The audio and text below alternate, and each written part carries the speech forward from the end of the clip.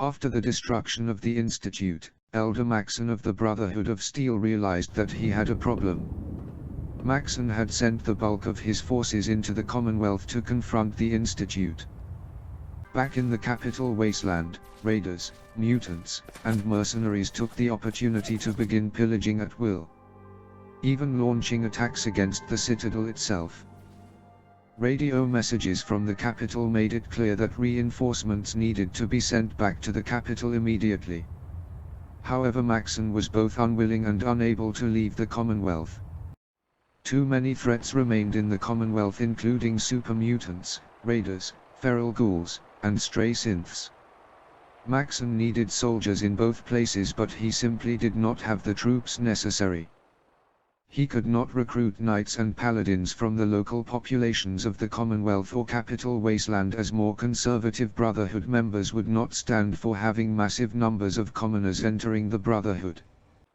The sole survivor inadvertently provided the solution. He provided Maxon with a book from the Boston Public Library titled Medieval Knights and Soldiers.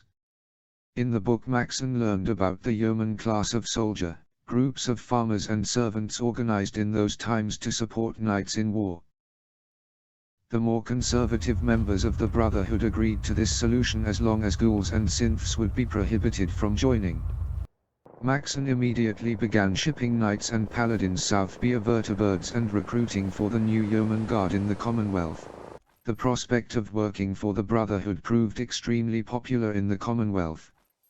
5 times the number of expected applicants showed up on the first day. Settlers, vagrants, gunners, minutemen, and even a few ex-raiders applied to join. Maxon divided the applicants into 2 groups, the yeomen and the warders. The yeomen would support Brotherhood troops directly, while the warders would defend settlements and outposts. In addition to soldiers, many settlers applied to work for the Brotherhood in non-combat roles. The idea of working for the most technologically advanced and stable groups in the wasteland proved to be quite attractive. This new influx of manpower allowed Maxon to build forts across the Commonwealth. The first fortress was at Logan International Airport.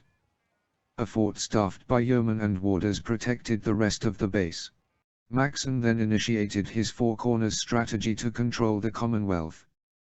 First, in the center of the Commonwealth, Firebase Watts was built around the Watts Electronics building in Cambridge. From this position, the Brotherhood could launch ground patrols and vertibirds to support the other bases. Forward Operating Base, or FOB ArcJet, was built around the ArcJet Research Building in the west of the Commonwealth. The new technology and parts scavenged from this building directly benefited the Brotherhood. 2 months later, FOB Quanapowit was built at the Mass Fusion Containment Shed in the Northern Commonwealth. This site was also outfitted as a factory to begin production of ammunition and armor parts for the Brotherhood. Fusion power cores and fusion cells began to be shipped south to the capital wasteland via vertibird. FOB Needham was established on the Upper Charles River to control the Southern Commonwealth. In addition to housing a powerful communications relay tower, this base also acted as a way station for flights going to and returning from the capital wasteland. Within 6 months, citizens of the Commonwealth began to accept the Brotherhood as a permanent and important part of the Commonwealth. The Minutemen came to accept that the Brotherhood was here to stay. This led to the establishment of the food cannery near Diamond City, and also to the Brotherhood providing technical assistance with refurbishing the rail station leading to Nuka World. However, not everyone was pleased with these developments. Some saw the Brotherhood presence as a threat to them. Old enemies began to work together to address this new peril. With this new source of manpower, Elder Maxon then turned his attention to the capital wasteland to spread the yeoman concept to the capital, and firmly establish the Brotherhood's hold on the East Coast.